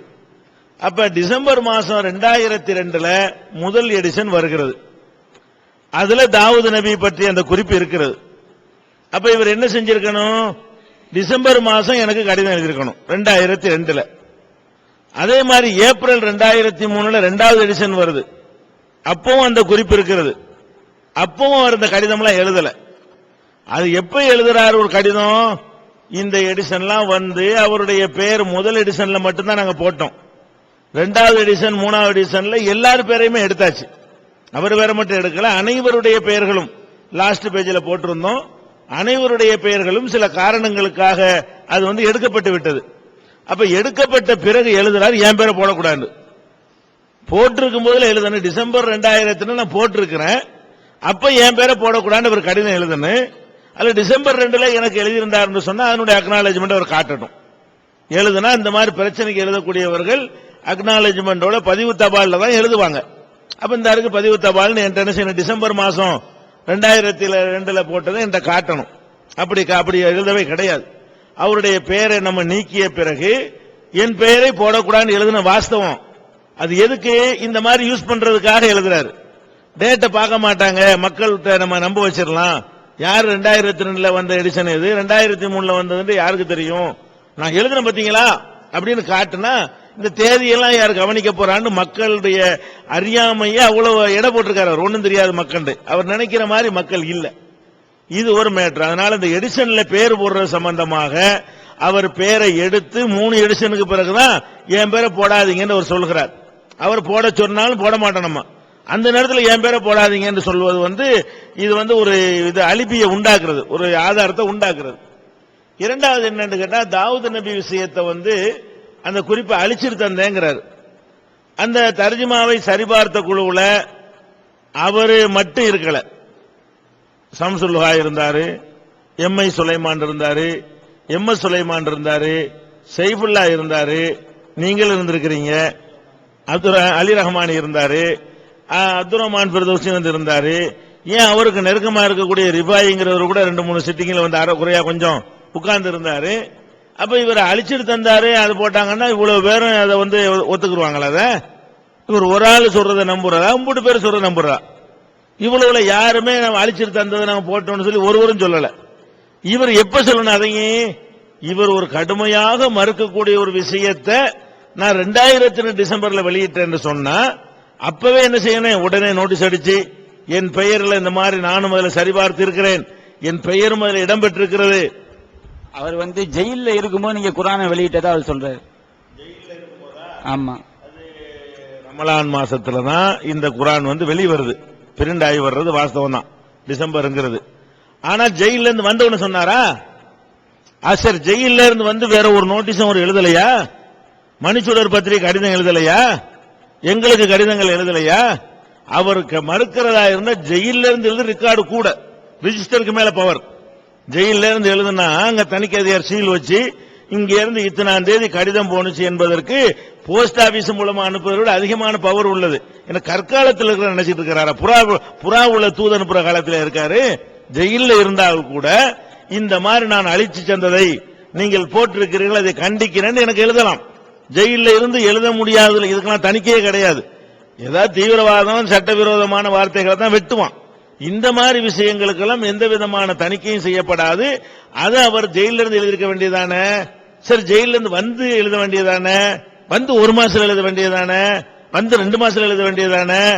எவ்வளவு காலத்திற்கு பிறகு 6 மாசம் 1 வருஷம் காத்துக்கிட்டு இருந்துட்டு பிறகு எழுதுறது எதுக்குன்னு கேட்டா, நான் எழுதுனேன் முன்னாடி எழுதுனேங்கிற ஒரு தோற்றத்தை ஏற்படுத்தி பின்னாடி எழுதுறது.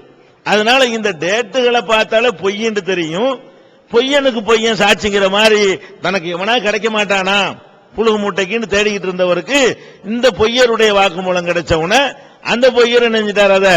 அதை ஒரு பெரிய எவிடன்ஸாக போட்டிருக்காரு தவிர இதுல அவர் எதுவும் எழுதி தர கிடையாது. சரி, இப்ப அவர் எழுதி தந்து அடிச்சேங்கிறாரு. இது எனக்கும் அவருக்கும் உள்ள விஷயம். இன்னும் சொல்ல போனால் நம்ம தரப்புல இந்த அவர் அழிச்சு தரலைங்கிறதுக்கு நிறைய சாட்சி உண்டு. அவர் மட்டும்தான் இருக்கிறார். இதுவே போதுமானு விட்டுறலாம். ஒரு ஆத்ம திருப்திக்கு அவர் விரும்பினாரையானால் இப்ப பகிரங்கமா நான் அறைகோல் விடுக்கிறேன். இந்த 1 மீட்டர் நான் அழிச்சு தந்தேன், என் பேரை படக்கூடாதுன்னு சொன்னேன், அதை மீறி போட்டு விட்டார்கள், என் பேரை போட்டு விட்டார்கள் சொல்றாருல, இதுக்கு அவர் 2 பொண்டாட்டியும் பிள்ளையோட கூட்டிட்டு வரட்டும். நானும் வர்றேன், முபாகலா செய்வோம். அல்லாவிடத்தில் என்ன செய்வோம்? பொய்யர்கள் மீது யாருக்கு சாபம் உண்டாட்டு கேட்போம். பல விஷயங்கள் நான் கூப்பிட்டு இருக்கிறேன். அதுக்கு முபாகலாவே இல்லைன்னு சொல்லி விளக்கம் கொடுத்துட்டு போனார் அவரு பயந்துகிட்டு.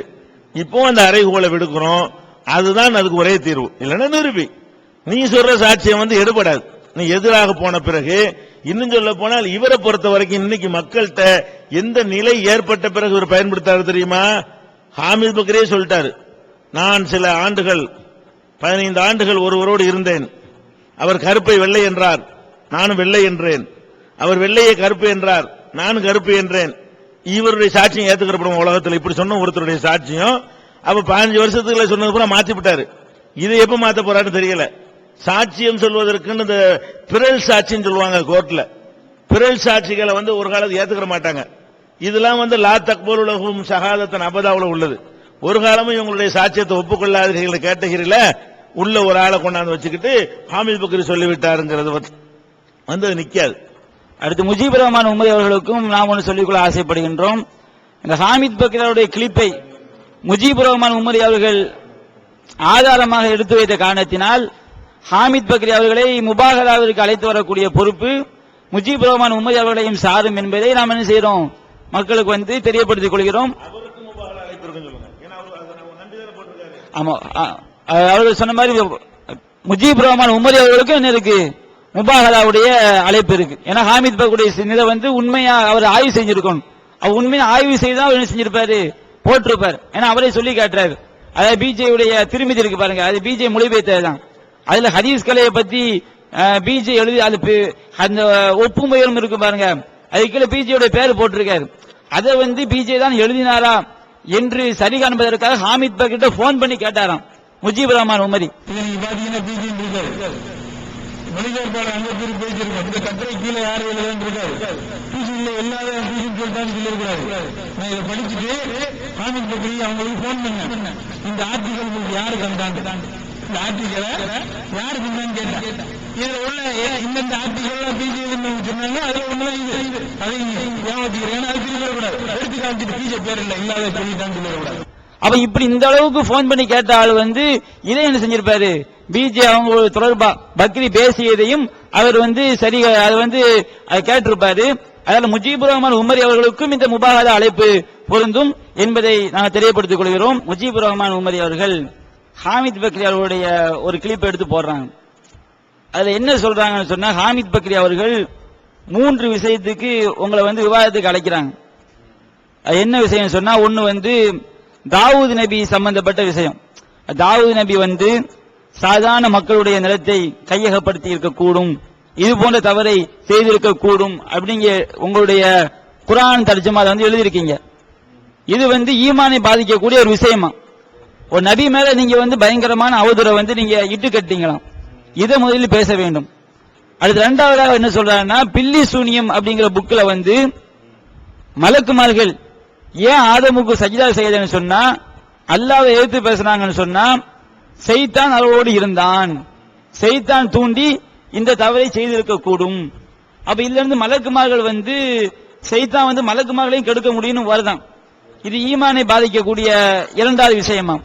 இப்போது விற்பனையில் இஸ்லாம் கூறும் பொருளியல் சகோதரர் பிஜே அவர்கள் உரையாற்றிய பொருளாதாரம் சம்பந்தமான 27 மணி நேர தொடர் சொற்பொழிவு. என்ன வியாபாரம் செய்யலாம், பங்குச் சந்தையில் ஈடுபடலாமா, இன்சூரன்ஸ் செய்யலாமா, எம்எல்எம் வியாபாரத்தில் ஈடுபடலாமா, குத்தகை, பங்கு வணிகம் மற்றும் வியாபாரம் தொடர்பான அனைத்து சந்தேகங்களுக்கும் குர்ஆன் ஹதீஸ் அடிப்படையில் தெளிவான விளக்கங்கள் 3 டிவிடிகளாக விலை ரூபாய் 75 மட்டுமே.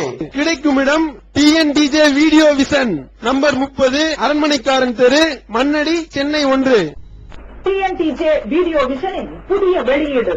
வழிகட்ட கொள்கைகள் வகி அல்லாதவற்றை பின்பற்றலாமா, இமாம்களை பின்பற்றலாமா, சஹாபாக்களை பின்பற்றலாமா, இஜ்மா கியாஸ் மார்க்க ஆதாரமாகுமா, இது போன்ற முக்கிய தலைப்புகளில் பிரச்சாரங்களுக்கான 1 மாத பயிற்சி வகுப்பில் சகோதரர் பிஜே அவர்கள் நடத்திய வழிகட்ட கொள்கைகள் என்ற தலைப்பிலான உரையின் முழு தொகுப்பு 3 டிவிடி, விலை ரூபாய் 90 மட்டுமே, கூறிய செலவு தனி.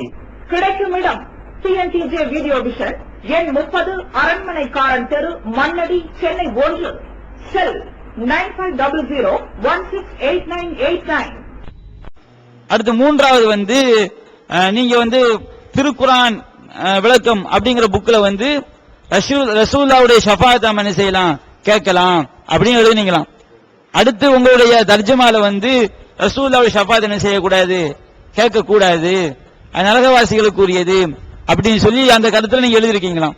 இதுவும் ஈமானை பாதிக்கக்கூடிய விஷயமா. மற்ற விஷயங்கள் அப்புறம் வச்சுக்கலாமா.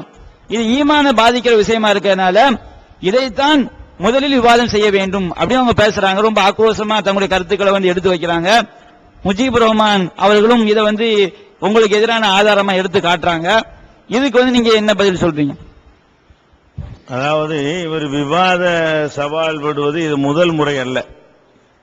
அவர் நம்ம ஜமாத்திலிருந்து ஏன் நீக்கப்பட்டார் என்பதற்கு கூட அவர் சவால் விட்டார். நெருங்கி போகும்பொழுது ஓடிவிட்டார். அப்ப அவர் நீக்கப்பட்டவருடைய காரணம்லாம் அம்பலமாயிருங்கிறதுக்காக வேண்டி இதுக்கு இடையில இந்த விவாதம் தொடர்பாக சில கடித போக்குவரத்துகள் நடந்ததை இந்த இடத்துல பதிவு செஞ்சா அவர் எப்படிப்பட்ட ஒரு நிலைப்பாட்டில் உள்ளவர் என்பதை நீங்கள் தெரிந்து கொள்ளலாம்.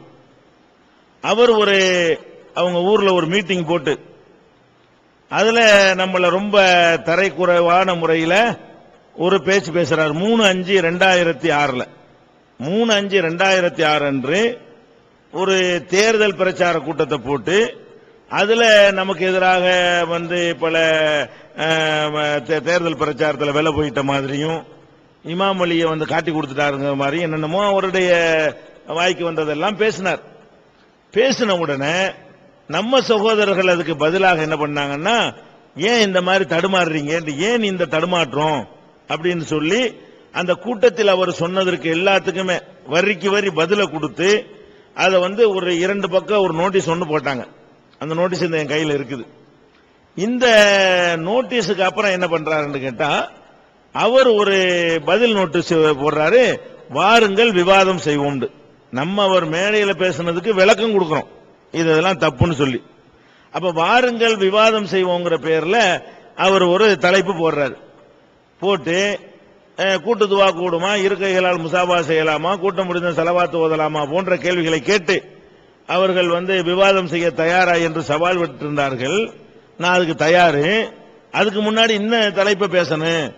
நீங்க சொன்னீங்கல்ல, அதாவது நீங்க சொன்ன 3 விஷயம் அவர் சொன்ன அந்த மூணையுமே நோட்டீஸ்ல போட்டு இதுக்கு தான் விவாதம் பண்ணணும் அப்படின்னு அவர் 9/6/2006 அவர் ஒரு நோட்டீஸ் ஒன்னு போடுறார். போட்ட உடனே அடுத்த நாளே தயார் தயார் தயாருங்கிற தலைப்புல நாம ஒரு 9/6 போடுறாரு. 10/6/2006 மறுநாளே ஒரு நோட்டீஸ் போட்ட மறுநாளே நாம என்ன செஞ்சிட்டோம், இது மாதிரியான ஒரு நோட்டீஸ போட்டு நம்ம தயாரா தான் இருக்கிறோம், நீங்க வரலாம் அப்படின்னு சொல்லி அதை நம்ம சொல்லிட்டோம். இதுக்கப்புறம் இப்ப நம்ம என்ன போட்டிருக்குன்னா, அவருடைய மைத்துனன் ஒரு ஆளு அப்துல் ரசீங்கிற ஒரு ஆளையும் இன்னொரு ஆளு பேரையும் போட்டு என் சார்பாக இவங்க 2 பேரையும் நான் நியமித்திருக்கிறேன், அவங்க 2 பேரும் என் சார்பாக விவாத ஒப்பந்தத்தில் என்ன செய்வாங்க, கலந்து கொள்வாங்க, அவங்க 2 பேரோட நீங்க பேசி முடிவு எடுத்துக்கிறீங்கன்னு சொல்லி, அதாவது விவாத ஒப்பந்தத்துக்கு அவர் வரமாட்டாராம். அவர் சார்பாக 2 பேரை எஸ்கே சாலிஹ் அவரையும் அப்துல் ரஷீத் அவரையும் நான் ஏற்பாடு செய்திருக்கிறேன்னு சொல்றாரு. நம்மளும் என்ன செய்யறோம்னு கேட்டா, நீங்க ஏற்பாடு செஞ்சிருக்கிற மாதிரியே நாங்களும் அது மாதிரி ஏற்பாடு செஞ்சிருக்கிறோம்னு சொல்லி நம்ம ஏற்பாடு செஞ்ச கலீல் ரசூல் பேரு அந்த பேரெல்லாம் எழுதி கடிதம் போட்டுட்டோம். இப்ப டிசம்பர் நடக்கிறது. நம்ம 6வது மாசத்துல நம்ம கடிதம் போடுறோம். 7 போச்சு, 8 போச்சு, 9 போச்சு, 10 போச்சு, 11 போச்சு, 12வது மாசம் வந்துருச்சு. இன்னைக்கு பதில காணோம். அப்ப கடைசி கடிதம் எழுதி 10 நாள் ஒரு வாரம் கூட ஆகல. விவாத தயாருங்கிறீங்கள, நீங்க சொன்னதை விவாதிப்போம், ஆனால் எல்லாத்தையும் விவாதிக்க ஒத்துக்கொள்ளணும். நீங்க சொன்னதை விவாதிப்போம், உங்களுக்கு எங்களுக்கும் இடையில உள்ள அனைத்து கருத்து வேறுபாடு உள்ள விஷயங்களையும் விவாதிப்போம் அப்படின்னு எழுதிட்டோம். அப்ப விவாதத்துக்கு தயார் என்று சொல்லி நம்ம எழுத்து மூலமாக கடிதம் கொடுத்து அதை அவர் பெற்றுக்கொண்டு அதனுடைய அக்னாலஜ்மெண்ட் நம்ம கையில மாதம் 6 ஆகிறது. அப்ப இன்னும் ஒத்துக்கறல அவரு. அப்புறம் என்ன கேசட்ல சவால் வரும், அதை எடுத்து போடுறது. அப்ப இதெல்லாம் மக்களை திசை திருப்புறதுக்காக செய்யறாங்க. வர்றாங்க வந்துடலாம், அழகா கடிதம் எழுதலாம், வாங்க ரெடிங்கலாம். அவங்க சிறப்புல நியமிச்சுமா, நம்ம நியமிச்சிருந்தோம். உடனே 2 பேரும் பேசுறதுக்குள்ள ஏற்பாடு செய்ய, எத்தனாம் தேதி வாங்க பேசிக்கிறோம் அப்படின்னு சொல்லி அவங்க எழுதலாம். அதுக்கு எந்த ரிப்ளையும் தராம 6 மாசம் கிடப்புல போட்டுக்கிட்டு கேசட்ல மட்டும் மந்தாடிச்சா என்ன? அதனால விவாதத்துக்குலாம் அவங்க வரமாட்டாங்க. அவங்க இப்படி அவங்க கேட்டாங்கல்ல, இந்த மாதிரி சில விஷயங்கள்ல முந்தி சொல்லிட்டு பிந்தி மாறிட்டீங்கன்னு. முந்தி சொல்லி பிந்தி மாறிட்டீங்கிறத எடுத்துக்கொண்டால் கிட்டத்தட்ட நமக்கு 2 சொன்னார்னா நம்ம ஒரு 200 சொல்லுவோம் அவருக்கு. இந்த 1 வருஷத்துக்குள்ள, இந்த 1 வருஷத்துல அவர் அடித்த பல்ட்டிகள் 200 இருக்கும். இந்த மாதிரி மாறி மாறி பேசக்கூடிய ஒரு நிலை இருக்கிறதுனால அவங்க எல்லாம் வரமாட்டாங்க, பாத்தியில் இருக்கிறாங்க. நம்ம அறியாம தெரியாம 1-2 மிஸ்டேக் விட்டுருப்போம். அவங்க தெரிந்து கொண்ட மனமுரண்டாகவே சுயநலத்துக்காகவே பல்ட்டி அடிக்கக்கூடியவர்கள். அதையெல்லாம் அம்பலப்படுத்திடுவோங்கிறதுக்காக வேண்டி என்ன செய்யறது இல்லை, அவங்க விவாதத்தை தவிர்க்கத்தான் விரும்புறாங்க. சும்மா கேசட்ல மட்டும் என்ன செய்வாங்க, கூப்பிட்டோம் சொல்லிக்கிறது. அதான் உண்மை. அடுத்து கடைசியா ஒரு கேள்வி உங்களை கேட்டுக்கிறோம். உங்களுடைய தர்ஜுமா இந்த மொழிபெயர்ப்பு வந்த பிறகு பல நபர்கள் பல்வேறு விதமான விமர்சனங்கள் செய்யறாங்க. குறிப்பா முஜீபுர் ரஹ்மான் உமரி அவங்க விமர்சனம் பண்றாங்க. இப்ப என்ன நடக்குன்னு சொன்னா, இவர் முஜீபுர் ரஹ்மான் அவங்க செய்யக்கூடிய விமர்சனத்தை ஜாக்கை சார்ந்த சகோதரர்கள் அப்படி மனப்பாடம் பண்ண மாதிரி என்ன செய்யறாங்க, அதை எடுத்து அவங்க பேசி செய்யறாங்க. தாமுகாவை சேர்ந்த சகோதரர்கள் பல இடங்களுக்கும் அதை அந்த சீடியை கொண்டு போற மாதிரி கேள்விப்படுறோம். எந்த அளவுக்குன்னு சொன்னா, இந்த ஷேக் அப்துல்லா ஜமாத் இருக்காரு பாருங்க, அவர் பேசக்கூடிய சில பேச்சுக்கள் கூட இவங்கள்ட்ட கிளிப்பு வாங்கி பேசியிருப்பாங்களோ, இவங்கள்ட்ட குறிப்பு வாங்கி பேசியிருப்பாங்கன்னு சொல்லக்கூடிய அளவுக்கு என்ன செய்யுது, இவங்களுக்கு அவங்களுக்கு கான்டாக்ட் இருக்குமோ அந்த மாதிரி இருக்கு. இப்ப தகவல்கள் அப்படி இல்ல, அவங்களுக்கு தெரியுது எங்களுக்கு. இப்ப உங்க தர்ஜமா விமர்சனம் பண்ணக்கூடியவங்களுக்கு நீங்க என்ன சொல்ல விரும்புறீங்க? நம்ம என்ன சொல்ல விரும்புறோம்னு கேட்டா, எந்த ஒரு தவறையும் விமர்சிப்பது என்பது மார்க்கத்தில் ஆரோக்கியமான ஒரு போக்கு. அந்த விமர்சனம் என்பது நேர்மையான முறையில நியாயமான முறையில் இருக்கணும். என்ன நேர்மையான நியாயமான முறை என்று சொன்னா, இதுல ஒரு சில தவறுகள் இருக்கிறது, இந்த தவறு இன்ன காரணத்தினால இருக்குது அப்படின்னு சொல்வது தப்பு கிடையாது, சொல்லலாம். ஆனால் அந்த தவறை சுட்டிக்காட்டுற நல்ல நோக்கம் இருந்தால் இது மாதிரி உள்ள அனைத்திலையும் உள்ள தவறுகளை அவங்க சொல்லணும்.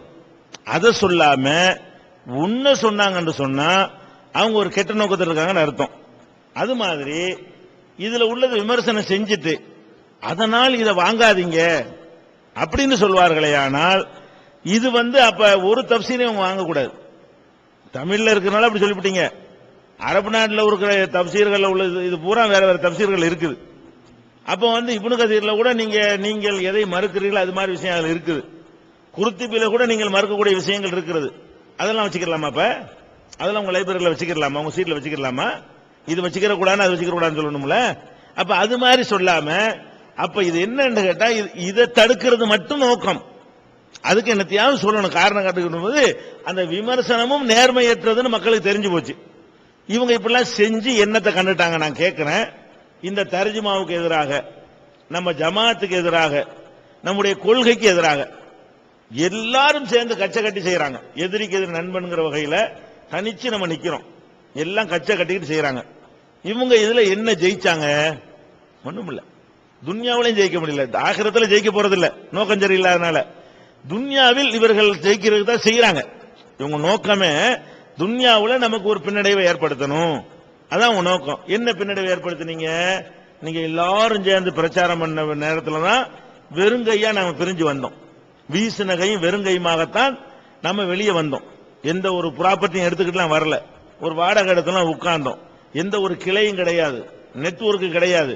அந்த மாதிரி நேரத்தில் உட்கார்ந்து இந்த ஒரு 2 வருட காலத்தில் தமிழகத்தினுடைய பல பகுதிகளில் முறையாக கிளைகள் அமைக்கப்பட்டு, இன்னும் சொல்ல போனால் இன்றைய தேதியில் சுமார் 30 இடங்கள்ல சொந்த மர்கஸ் வாங்குவதற்கு ஒண்ணும் இல்லாம வெளியேற்றப்பட்டு இவ்வளவு பிரச்சனை பண்ணீங்கல, சொந்த மர்கஸ் வாங்குவதற்கு நம்ம சகோதரர்கள் முழுமையாக இடம் வாங்கியதும் முக்கால்வாசி நெருங்கியதும் அட்வான்ஸ் கொடுத்திருக்கிறோமாக நம்ம என்ன செஞ்சிருக்கிறோம்?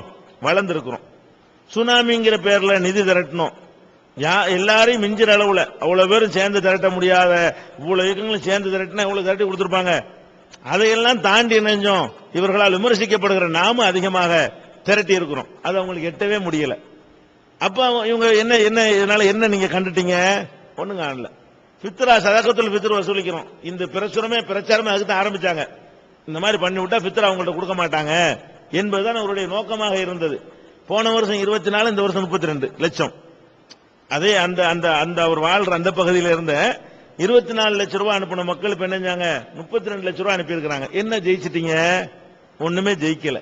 அப்ப எல்லா பகுதியிலையும் நீங்க தான் இருந்தீங்க, உங்களுக்கு தான் நெட்வொர்க் இருந்துச்சு, எங்களுக்கு ஒண்ணுமே இல்ல. ஜீரோவுல இருந்து ஆரம்பித்து நீங்க நினைஞ்சிருக்கிறோம். அது மாதிரி கும்பகோணத்துல இந்த ஒரு வருஷ இயக்கத்துக்கு எப்படி முடியும் நினைக்கிற அளவுக்கு மக்கள்கிட்ட மெசேஜை கொண்டு போனோம். 20 லட்சம் முஸ்லீம்களை எங்களுக்கு திரட்டணுமா இல்லையா? நீங்களே கூட கள்ளத்தனமா 10 லட்சம் பேசிக்கிறீங்களா இல்லையா? அப்ப 10 லட்சம் முஸ்லீம்களை திரட்டுற அளவுக்கு ஒரு இயக்கத்துக்கு முடியுத. உங்களுடைய பிரச்சாரத்தினால என்ன கண்டுட்டீங்க? உங்க கொள்கையை நம்புறவங்க கூட எங்க பக்கம் நீங்க நின்றான்னு அர்த்தம்.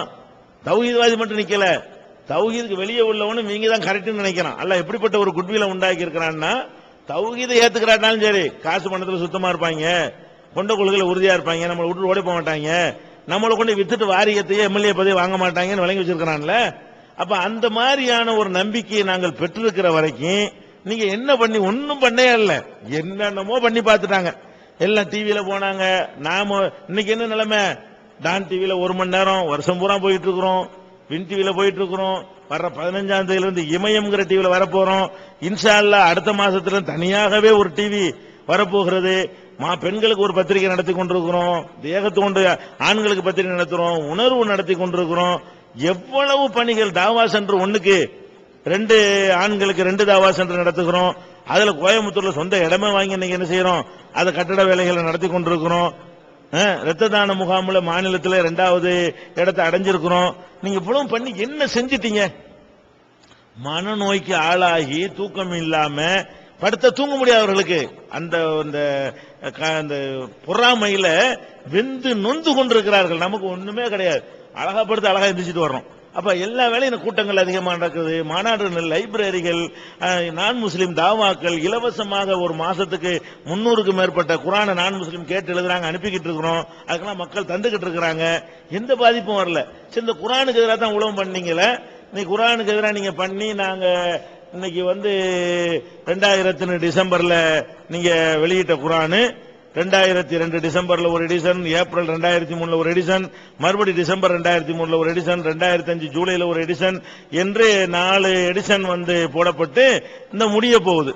அப்ப இவ்வளவு குறுகிய காலத்துல இவ்வளவு மக்கள்கிட்ட அது போய் சென்றடைஞ்சு நீங்க தடுக்க இல்லையே. நீங்க வாங்காது என்ன, இன்னும் 2 பேர் சேர்ந்தான வாங்கிட்டு போறாங்க. விளம்பரம் இவங்க சொன்னதுனாலே வாங்குவாங்க. இந்த மாதிரி கரெக்ட் ஆட்கள்லாம் சொன்னாங்கன்னா அது கரெக்டா இருக்கு. மக்கள் எப்படி பார்ப்பாங்கன்னா, இந்த ஆட்கள்லாம் சொன்னாங்கன்னா நோக்கத்துல சொல்றாங்க, ஒழுங்கா இருக்க போய் தான் இந்த ஆளுக்கு விமர்சனம் பண்றாங்கிற பேரை நீங்க எடுத்திருக்கிறீங்க. அதனாலதான் எதுலையுமே உங்களுக்கு ஒரு வெற்றி உங்களுக்கு அடைய முடியல. எல்லாத்துலயும் தோல்விக்கு மேல தோல்வியை தழுவி கொண்டிருக்கிறாங்க. இவங்களுக்கு என்ன ஏன்னு கேட்டா மக்கள் பாக்குறாங்க, என்ன நேற்று ஹராம்ட போராட்டம் ஹராம்ட என்ன ஒன்னா சேர்ந்துக்கிட்டியப்பா, என்னப்பா அர்த்தம்? நேற்று சிறுக்குன்னு ரெண்டு சேர்ந்து அவங்க கூட நீ ஏற்பாடு பண்றியப்பா, என்னப்பா அர்த்தம்? தர்காவுக்கு தேர் இழுக்கிறாங்க இன்னைக்கு. தர்காவுக்கு நாகப்பட்டினத்துல நாகூருக்கு தேர் இழுத்துட்டு வரவங்க யாரு? நம்ம முன்னாள் சகாக்கள், அதுல உள்ள நிர்வாகிகள் தான் சந்தனக்கூடு. அப்ப மக்கள் பாக்குறாங்கல்ல, என்னப்பா உங்கள்ட்ட என்ன கொள்கை இருக்குது உங்களுக்கு? அவனும் சரிங்கிறீங்க, இவனும் சரிங்கிறீங்க, அதுவும் சரிங்கிறீங்க, இதுவும் சரிங்கிறீங்க, எல்லாம் சரிங்கிறீங்க. இது என்ன கொள்கை? ஒரு கொள்கை உங்கள்ட்ட யாருக்குமே இல்ல. ஏதாவது ஒரு நிலை இருக்கா உங்கள்ட்ட? எந்த நிலை உங்களுடைய நிலை எது சொல்லுங்க பார்ப்போம். ஒரு நிலையும் சொல்லாது. மார்க்கம்ங்கிற பேர்ல இவர்கள் எந்த ஒரு நிலையிலையும் இல்ல. லஸ்து மலா ஷையின் அல்லாஹ் குர்ஆன்ல சொல்றான்ல, நீங்கள் உன்னிலையுமே இல்லைண்டு. அதான் இது. உன்னிலை இல்லாதவர்களாக இவங்க இருக்கிற வரைக்கும் இவங்களுடைய விமர்சனங்கள் அவங்களுக்கு உலகத்துல டைம் வேஸ்ட் ஆகும், மனநோய்க்கு ஆளாவாங்க. அவங்க நன்மைக்கு வேணா நம்ம சொல்லுவோம், இதனால் உங்களுக்கு தான் கேடு ஏற்படும், உங்களுக்கு தான் மன நிம்மதி போகும், உங்களுக்கு தான் கஷ்டம் வரும், நீங்கள் ஆரோக்கியமா இருக்க நினைச்சீர்களே, ஆனால் ஒழுங்கா உருப்படியான வேலையை பாருங்க. எங்களுக்கு ஒண்ணும் வரவே வராது. நாங்கள் கரெக்டா இருக்கிற வரைக்கும் எங்களுக்கு அல்லாஹ்வுடைய உதவி இருந்துகிட்டே இருக்கும். நாங்க உங்களை மாதிரி தப்பா தடம்புரண்டு போனா மட்டும்தான் அல்லாஹ்வுடைய உதவி கிடைக்காது. அதனால நாங்க கான்பிடென்டா இருக்கிறோம். இந்த விமர்சனங்களை கண்டு நம்ம அஞ்ச தேவை கிடையாது. நம்ம பாட்டுக்கு பணியை செஞ்சுக்கிட்டே இருப்போம். அல்லாஹ் நம்ம வெற்றியை தருவோம். அன்புக்குரிய சகோதரர்களே, நீங்கள் அனைத்து செய்திகளையும் பார்த்திருப்பீர்கள். பார்க்கக்கூடிய மக்களுக்கு ஒன்றை நாங்கள் தெளிவாக சொல்லிக் கொள்கின்றோம். எங்களுக்கு நாங்கள் தௌஹீத் ஜமாத்திலே இருக்கின்றோம். தௌஹீத் ஜமாத்துடைய இயக்க வெறியிலே நாங்கள் எந்த ஒரு கருத்தையும் எடுத்து வைக்கவில்லை. எங்களுக்கு எந்த ஒரு இயக்க வெறியும் கிடையாது. குர்ஆன் ஹதீஸ் எந்த இயக்கத்திலே இருக்கிறதோ அங்குதான் நாங்கள் இருப்போம். இதுதான் எங்களுடைய நோக்கம். எனவே சிலர்கள் நாங்கள் ஏதோ இயக்க வெறியில் பேசுவதாக உங்களுக்கு மத்தியிலே கருத்துக்களை எடுத்து வைக்கலாம். சிலர்கள் நாங்கள் எந்த இயக்கத்தையும் சார்ந்தவர்கள் அல்ல என்று சொல்லிக் கொண்டு இயக்க வெறி பிடித்தவனை போன்று செயல்படுவதையும் நீங்கள் பார்த்திருப்பீர்கள். இது ஒரு வகையான ஒரு கருத்துக்கள். எனவே பார்க்கக்கூடிய மக்கள் எந்த கருத்துக்கள் உங்களுக்கு மத்தியிலே எடுத்து வைக்கப்பட்டதோ, எந்த கருத்துக்கள் சத்தியம் என்று நீங்கள் உணர்கிறீர்களோ அந்த அடிப்படையில் உண்மையை உணர்ந்து செயல்படுங்கள். நடுநிலையோடு நீங்கள் சிந்தித்து பாருங்கள். நாங்கள் சொல்லக்கூடியது சரி என்று இருக்குமானால் ஏக்க கண்ணோட்டத்தோடோ அல்லது ஒருவித குரோதத்தோடு நீங்கள் பார்க்காதீர்கள். உண்மையை உள்ளதை உள்ளபடி பார்த்து சத்தியத்தை விளங்கிக் கொள்ளுமாறு உங்களை அன்போடு கேட்டுக்கொள்கின்றோம். வாஹிரு தஅவானா அனில் ஹம்துலில்லாஹ்.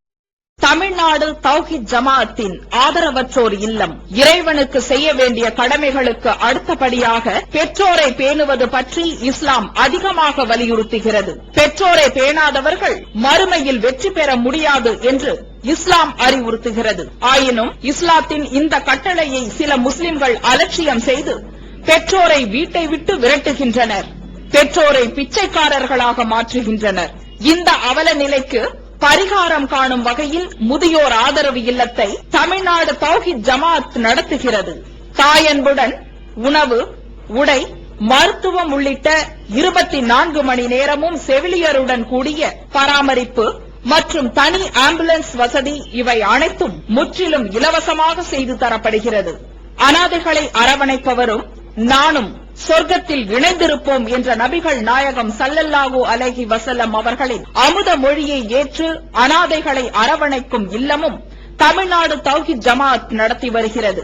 இப்பணியை தொடர்ந்து செய்திட உங்கள் நன்கொடைகளையும் ஜகாத்தையும் தாராளமாக வாரி வழங்குமாறு கேட்டுக்கொள்கிறோம். உங்களது நன்கொடைகளை டிடியாகவோ செக்காகவோ மணி ஆர்டராகவோ அனுப்பலாம். டிடி அனுப்புபவர்கள் தமிழ்நாடு தௌஹீத் ஜமாஅத் வங்கி கணக்கு எண் 7882748227 இந்தியன் வங்கி மண்ணடி கிளை என்ற பெயரில் எடுத்து அனுப்ப வேண்டிய முகவரி தமிழ்நாடு தௌஹீத் ஜமாஅத் மாநில தலைமையகம் 30 அரண்மனைக்காரன் தெரு மண்ணடி சென்னை 1. போன் 044252152226.